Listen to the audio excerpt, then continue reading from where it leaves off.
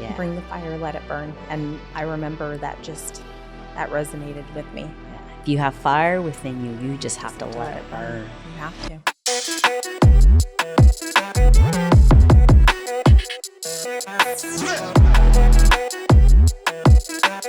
Welcome to Do the Work podcast. I am your host, Carla Araujo, and I'm here with my special guest, Michelle Cordova. What's going on, sister?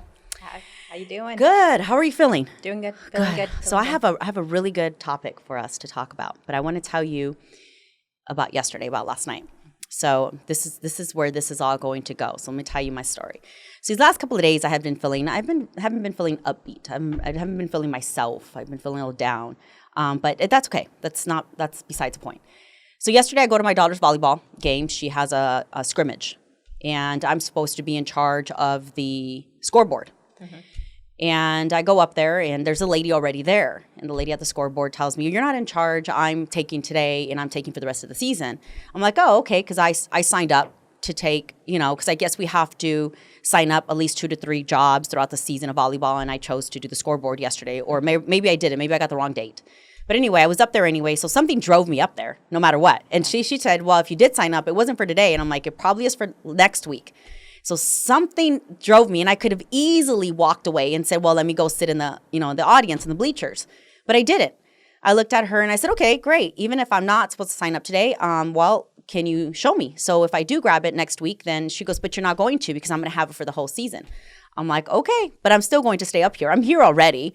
And plus it's a better view." Right. And she's like, "Okay." I'm like, so I got really close to her. And to me, I have a habit. I don't know if it's a bad habit or a good habit. And I know people don't like to be, sometimes people don't like to be touched. And I'm very when I'm talking to you, I have a habit of putting my hand on your shoulder or patting you on the back. That's just what I do. I have no idea. It could be a bad or good habit. To me, I think it's just a comfort thing of like, hey, let's have a friendly conversation kind of deal, right? I'm no threat kind of deal. So I put my hand on her shoulder and I said, "It's okay. Can you show me how to work this?" And she kind of shrugged, moved her shoulder a little bit. And I was like, "Okay, all right. You're getting a little crazy, but I'm not going anywhere." So I was like, "Okay." I kind of moved my seat over actually so I can give her that space. And then I said, "Okay." And I said, "Do you mind if I look at the scoreboard?" She said, "Fine." She's like, "Yeah, that's fine." And then I go, "Okay, can you show me what you're doing?" Because she's pressing these buttons, right? And I go, "Can you show me what you're doing?" She goes, "I need complete silence right now." And I was like, all I asked was if you can show me what you're doing, because I see her pressing all these buttons. And I'm like, "Okay." And then I was like, and I thought maybe she's a teacher, maybe she's not, she's just I know she was a volleyball mom, but right. I thought maybe she's a teacher, because the way she's acting is like, I need complete silence and 2 steps away from me kind of deal. I'm like, all right, maybe I'm a little too close. Maybe I don't know. Maybe she doesn't like me. I don't know what thoughts are going in my head, but all kinds of craziness, right? But I'm thinking to myself, I'm not going anywhere. I don't care how mean and rude you're being right now. I'm not going anywhere, because this is deeper than me. Something's going on. You could be having a completely bad day. But however, something told me to stay. And I could revert back to the old Carla, and I would have just walked away. I would have been like, "Wow, she's being rude. Mm-hmm. Let me just leave." But I didn't. Something kept me there. And my voice was like, stay. 1, it's your wrong day. You're not even supposed to be up here. And 2, she's being rude. And when someone's being rude, it comes from a different place. It's beyond what you think. It's not against you. When people are being rude and just, I don't know, just, just in their words and their body language, it's not against you. It's deeper than that. So I stayed, and I gave her the space, and I didn't touch the scoreboard, not one bit. And as a matter of fact, I even went a little further away from her. And as we start to talk, I said, "Oh, where's your daughter?" She goes, "Oh, she points out to her daughter." And I'm like, "Oh, okay, that's my daughter over there," kind of deal. And she starts just talking about her husband and how they go to church and all these things, right? And I said, "Okay." And then she you can tell was crying, and she has this body language is kind of low, not very confident, and you can see it in her eyes, the sadness. And I'm thinking to myself, maybe I'm judging, maybe I'm just seeing her because that's how I've been the last couple of days, mm-hmm. and maybe I'm just seeing that, but I don't believe so. I didn't believe that. I'm like, no, there's something deeper than this. So as time goes by, about 10 to 20 minutes, the first round I think was 20 minutes. The second round we had 3-minute break, and she said, "Do you see that man over there in the wheelchair?" And I said, "Yeah." The bleachers was pretty packed. I mean, it was a scrimmage. There was a lot of people there, more coming in. And I said, "Yeah, I did." And she goes, he has less than 10 days. And I said, less than 10 days. And she said, he's going to die. And he lost his sight last night, and they told him this morning he has less than 10 days. I guess he had some type of illness that ran through his whole body.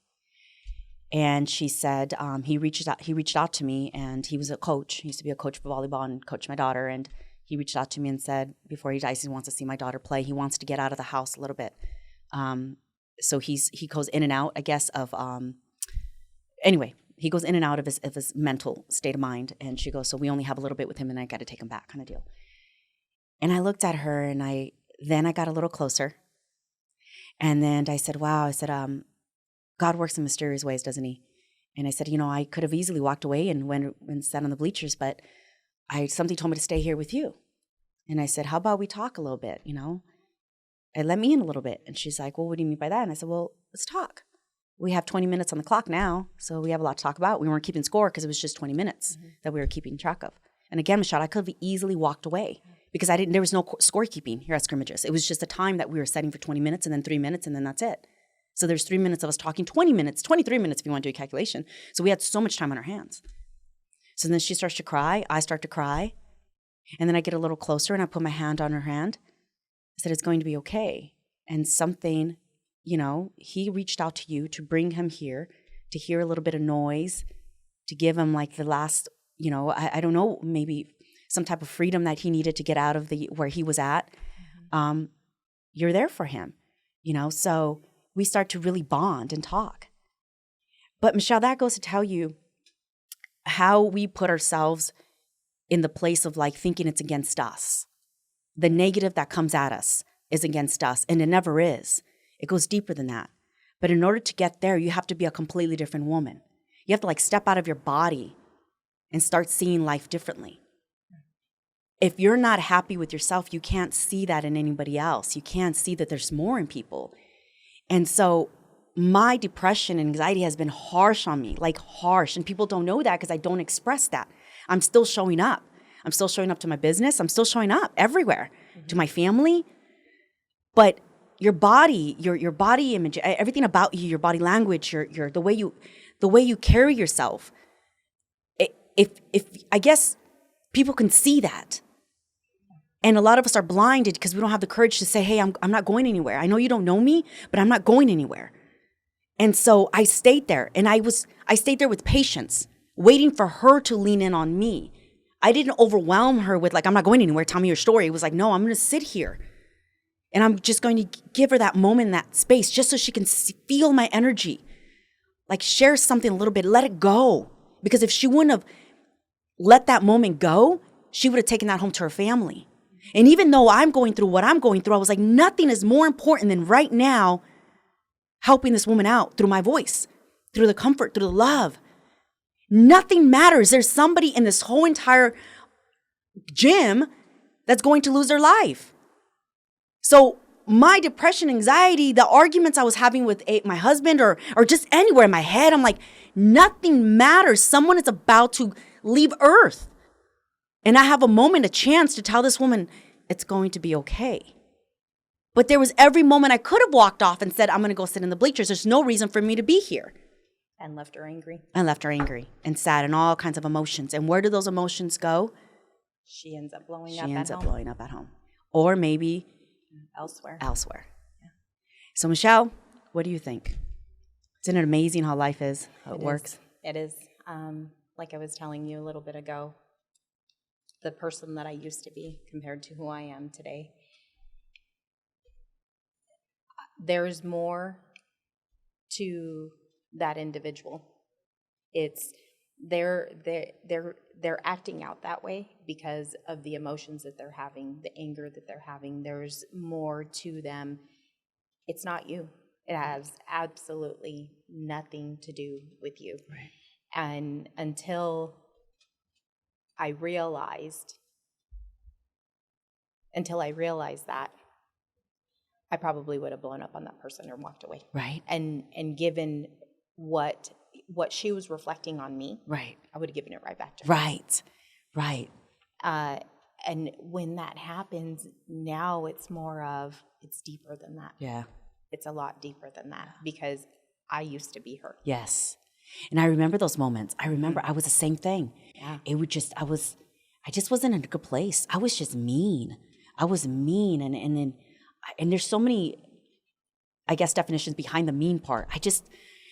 And she told me something very, it hit home with me. She said, when I come from a really mean, hateful place, I act out. And so today, she told me the story. She said, today I had the worst day ever. From my computer shutting down, to losing my emails, to everything was going wrong. And then you saw this anger in her face. She was about to say a cuss word. Mm-hmm. And you can tell this is a woman that holds back on cuss words. You know, she holds back a lot of this emotion, a lot of these, you can just tell she's just a woman that holds in. And she was about to say, because you can see she went like this. And then I was like, it's okay. She's like, and I just wanted to scream. And then I thought to myself, where does all this go?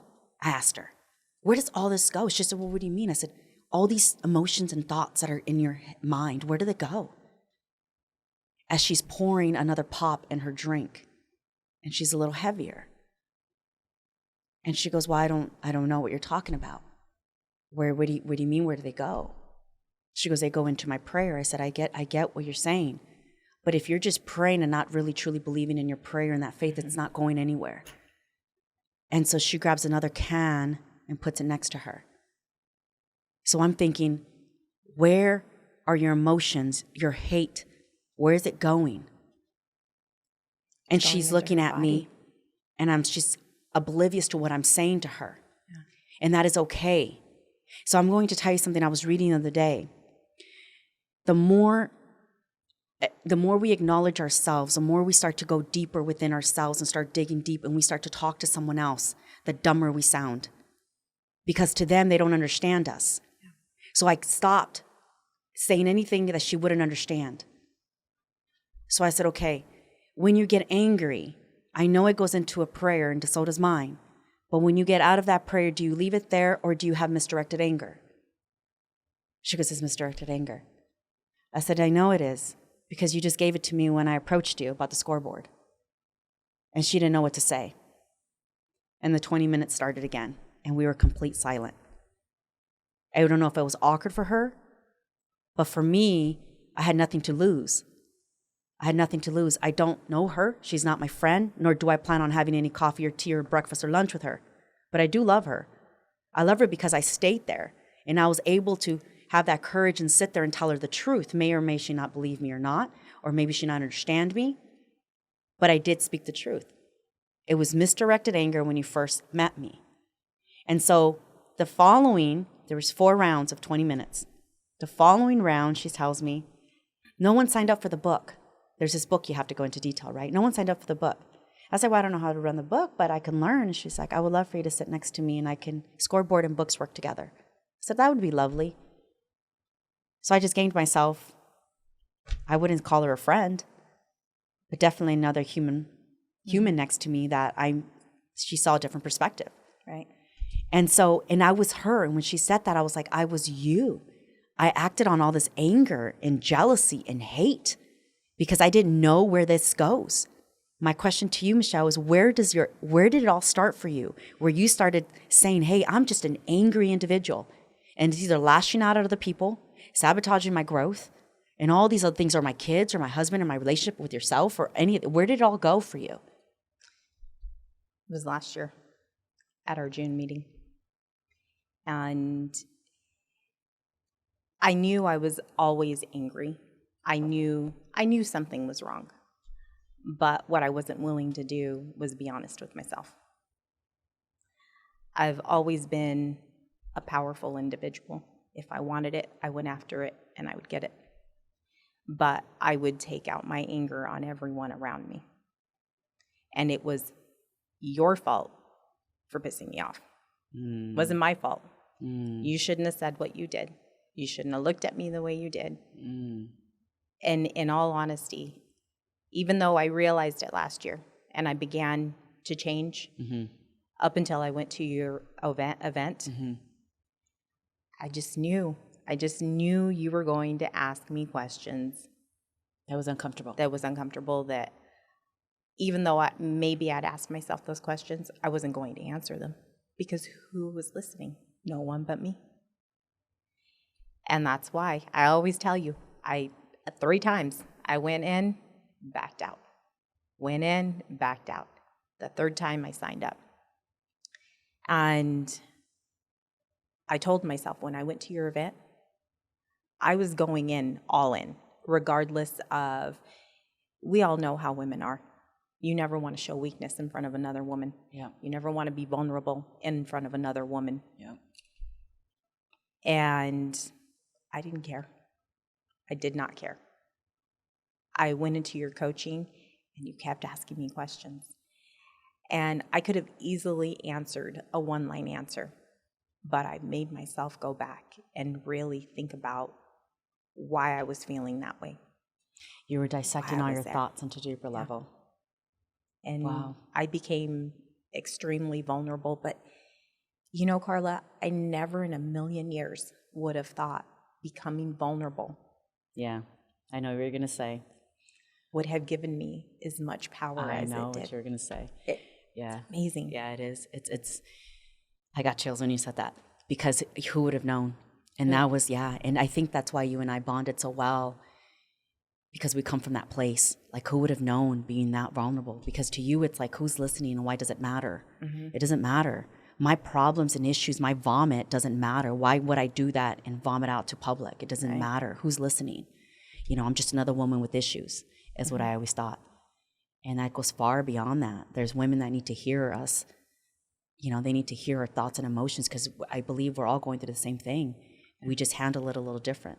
And that's exactly what that is, Michelle, that these events, DTW women events, are for that. Like, let's get all that anger out and channel it into a positive. Where can we put that in there? But there's so many hidden just stories that we have when we're bullshitting our way through. Yeah. And to be vulnerable is like the hardest thing, especially like you just said. I've always gone after what I wanted, you know, and a lot of powerhouse women are like, and that's including myself, I don't need your coaching. It's bullshit. I don't need it. I'm fine. I'm successful. I got this. I got this. And I'm like, I get it. We all do. I'm in this position because I'm a leader and I'm powerful and I'm going to go after what I want. But it goes deeper than that, way deeper than that. It's not just that. There's so many things. And going back to that man, I'm like, every day we wake up, it's a day that's gone by. It's a week that's gone by. It's a month that's gone by. It's a year that's gone by. Mm-hmm. And if someone told you had less than 10 days or 7 days to live, what are these days that you would have regretted, those moments that you could have taken advantage of? All these secrets you would have went to. I mean, because in your mind, it's like, died with, like, why would it matter? You're dead anyway. Mm-hmm. But there's so many things you could have revealed. Had this courage to become more powerful. So when someone tells me I have 7 to 10 days, I want to make sure I made sure I did everything possible to change somebody's life, to make a difference while I was here. We're all going to die. Yeah. So when these women come and they say, well, I've been going through this crazy mess of a divorce or in this relationship or with myself or in business or whatever it is for the last 2-3 years. I'm like, I have women that come back and say, just like you, I signed up 3 to 4 times. And I'm like, when are you going to say enough is enough? Mm-hmm.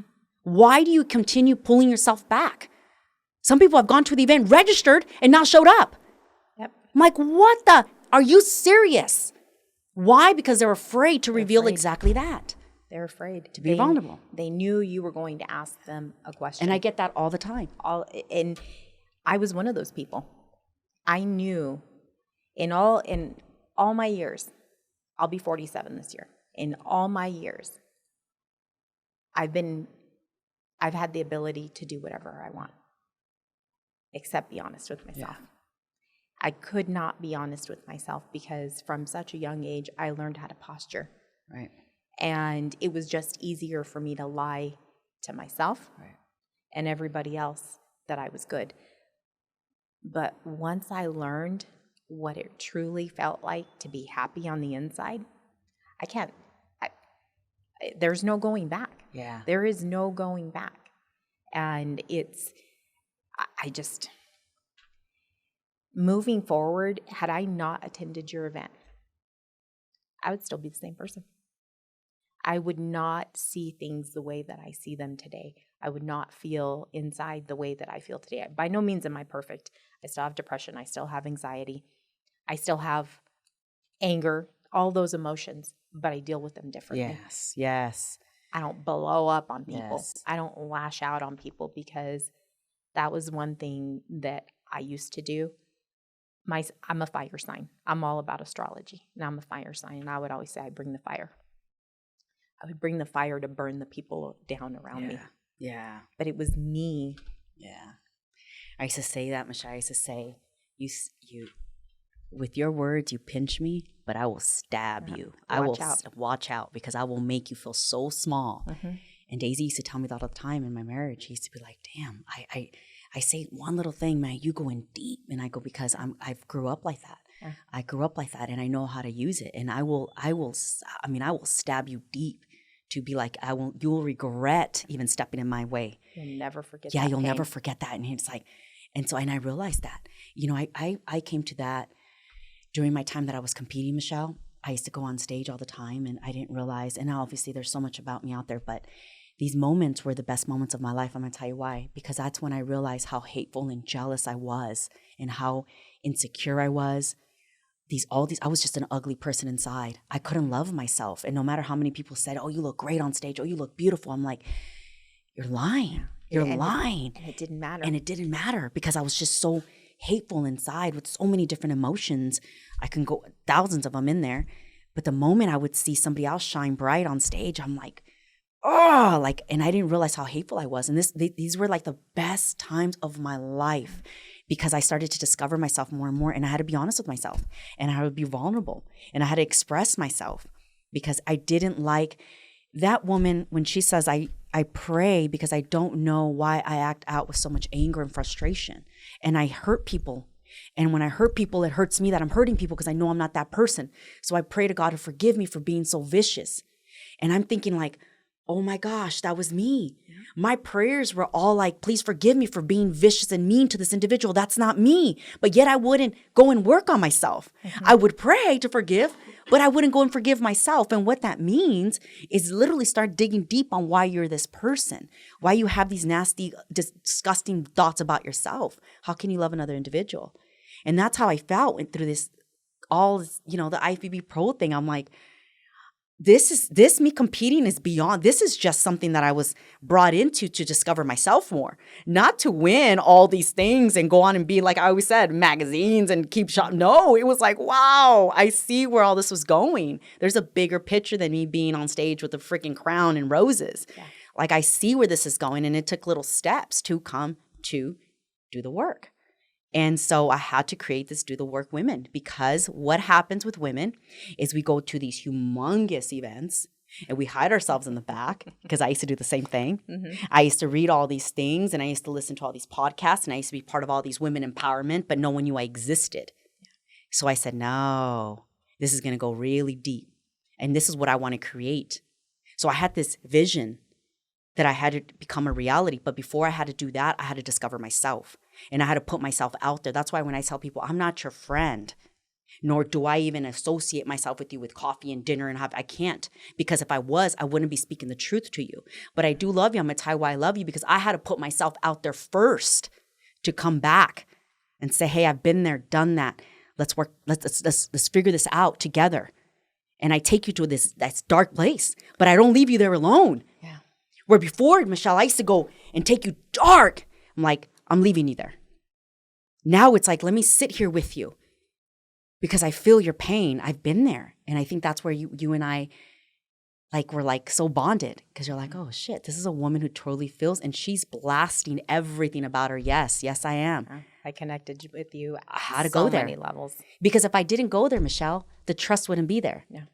So I gave you, it's like when you hear those people, when they talk about, rape and molestation and abuse and physical and all this, we wait till that person tells a story to give us the freedom to say, okay, I can talk now, right? I can tell my story now. It's like, when are you going to say enough is enough? This is my story, and I have to lead my way, because you might not have 10 days to live, right? And so days go by and your life is just wasted. And so that's my thought behind when I was sitting there like, wow, I'm in a very good place, because I can literally say, if you gave me 10 days, I can say, I've changed many, many, many lives. I'm ready to go. Mm-hmm. But I would not be able to say that if I lived in a lie. I just wouldn't be able to say that. You wouldn't be able to. I mean, I completely understand where you're coming from, because I don't want to be that person that dies with all these secrets and all these lies, and I see it all the time. Yeah. And I even asked my mom one time, I said, why are there so many secrets in our family? Yeah.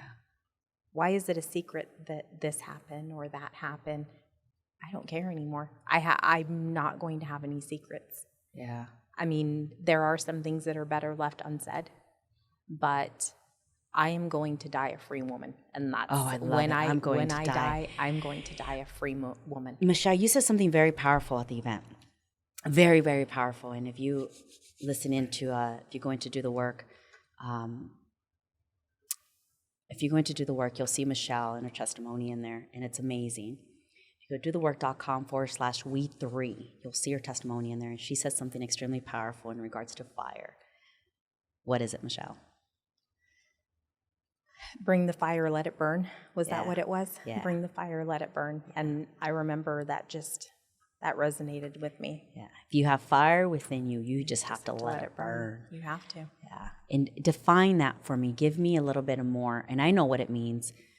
I know what it means in a touch me to the core, because that's exactly what we had to do. We carry, and that's exactly where I asked that lady, and she didn't know where I was coming from. Where I'm like, where do you have all this in you? Where does it go? And as women, we suppress all that. A woman's not supposed to be angry. A woman's not supposed to have issues. A woman is not supposed to go through any of this craziness. Or you're crazy. Or you're crazy. Or you're not going to make the best decisions for the business or your family or anything. But where does this come from when you set this? And I know if you described a lot right now just in this moment, but give me a little bit more. For me, at the event, I released so much that I'd been carrying since I was 3 years old, all throughout life. It's like, one thing after another, one issue that led to another issue that made me a really effed up person. And I had so much fire inside of me, but I would burn everybody else down around me. Yeah. And with that fire that day, those 2 days, that fire that I used to use to burn everybody else down, I let it just emerge inside of me. Wow. And it was like I could feel it just erupting inside me. And I let it burn. I let it burn finally. Because if I kept suppressing it, it was never going to go anywhere. So it was like, for me, it was a forest fire that just lit up. When you let that fire out, around you, I'm sure many saw flames. Yes. Did you lose a lot of people in your life? Or did you brought everything to the surface? How did that work? How did that happen in your family? Like, what happened in friends and family? I made a lot of people uncomfortable, especially in my family. I think that was one of the conversations that my mom and I had. She said, how did I let this happen to you? And I'm not angry with my mom that it happened to me. It happened to me. She was so busy being a single mom, trying to, work 3-4 jobs, whatever. And I told her, I said, because you were too busy with life. It's not your fault, but you were too busy with life, watching all 5 of us, making sure that all 5 of us were okay. And I postured. I wasn't going to. I have been that person that hands off a smile at every person that I walk across. And so I made people uncomfortable. I made my siblings uncomfortable. I know it made my kids uncomfortable, but my kids already knew. And I explained to everybody, there will be no more secrets. There will be no more secrets. It's happening. If you are uncomfortable about me talking about it, it is what it is. It's my life. It's my story. And I'll tell it the way I want. And if people don't like it, then they're not meant to be in my life. Right. Friends, family, it doesn't matter. And you were willing to take all that. I am. And I still will. And you still will, yeah. I still will. It has brought me to a whole different level.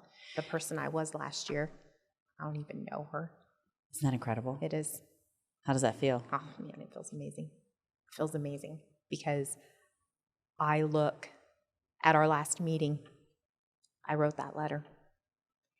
And I still think about everything I wrote in it. And I'm like, 6 months, where will you be? I still have that. From here, That's where will safe. you be?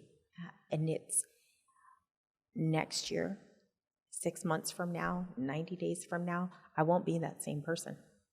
Because for me, it's about evolution. If I stop where I'm at right now, I might take 3 steps back. I might take 10. And then I'm going to end up right back where I was last year. Mm-hmm. And I don't want to be that person. I feel so amazing on the inside. By no means, I'm not perfect. I don't think any of us are, and I don't think we'll never be. We'll never be. There's always new things that's like years and years and years of these thoughts and emotions in our minds that keep popping up. We keep reverting back to the old, and there's even moments where you're like, how did I get back to that place? Because it's a thought or an emotion that never got triggered, and then you woke it up. You're like, oh man, that's another thing I got to learn about myself. But it becomes amazing.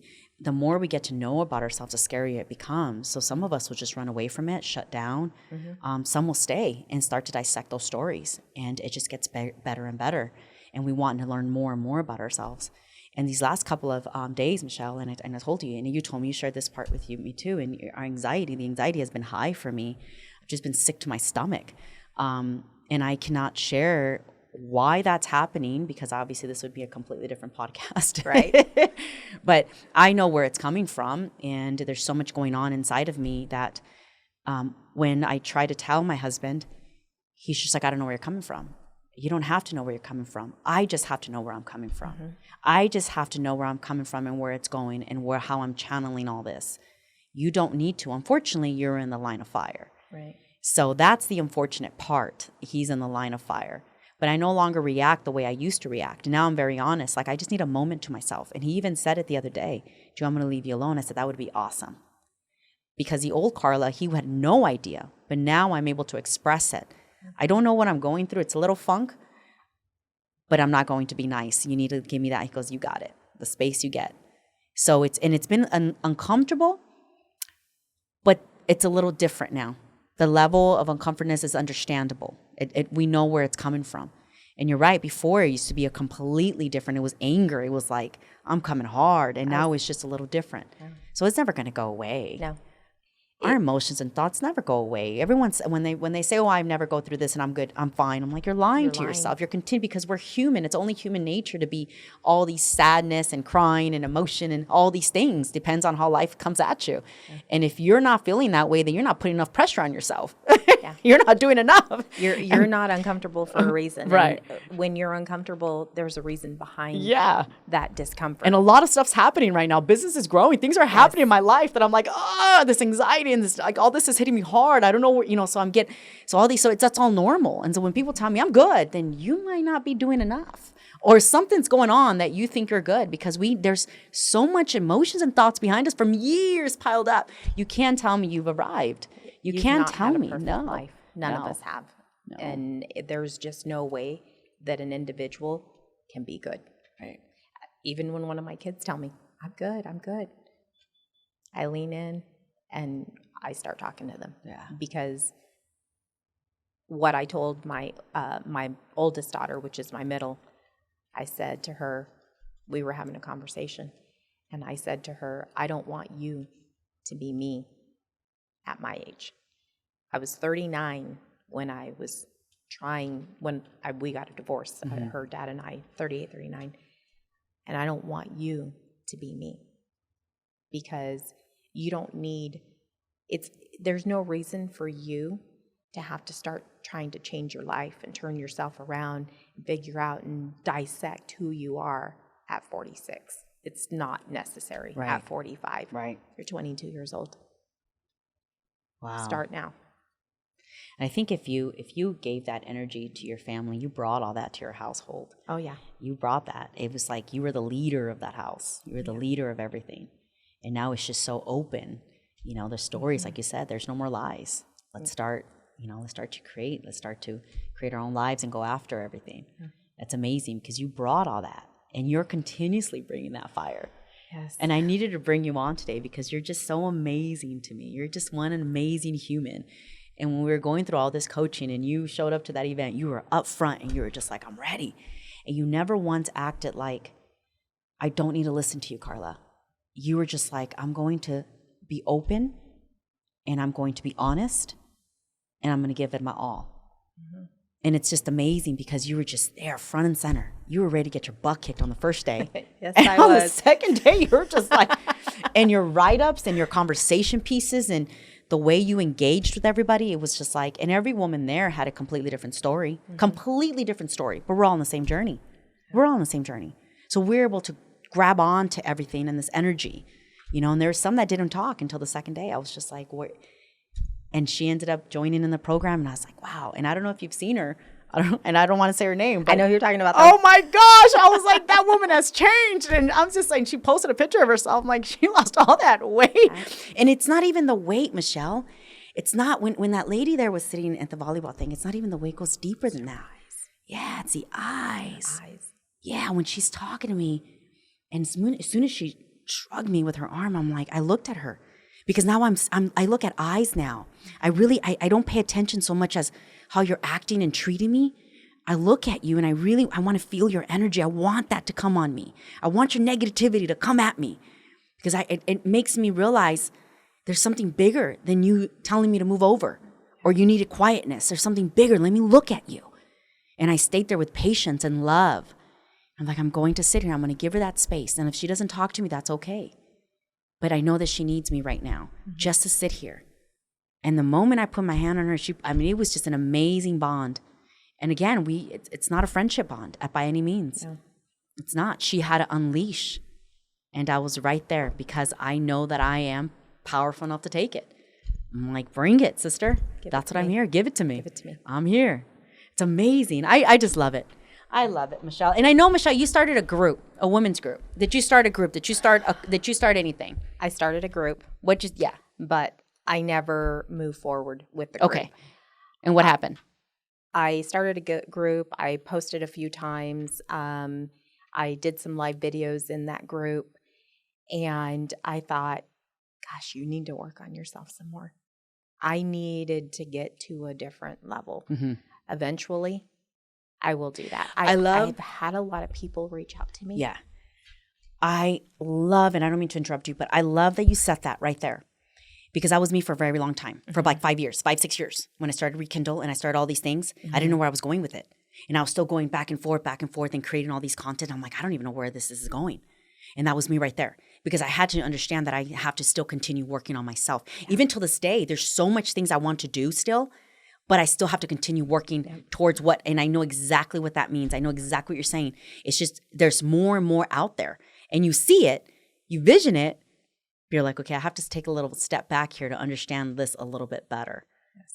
So what are some of the things that you now identify to see that part of you? Oh, some of the things that I identify to see that part of me. In the sense of like, what are the changes? What do you see?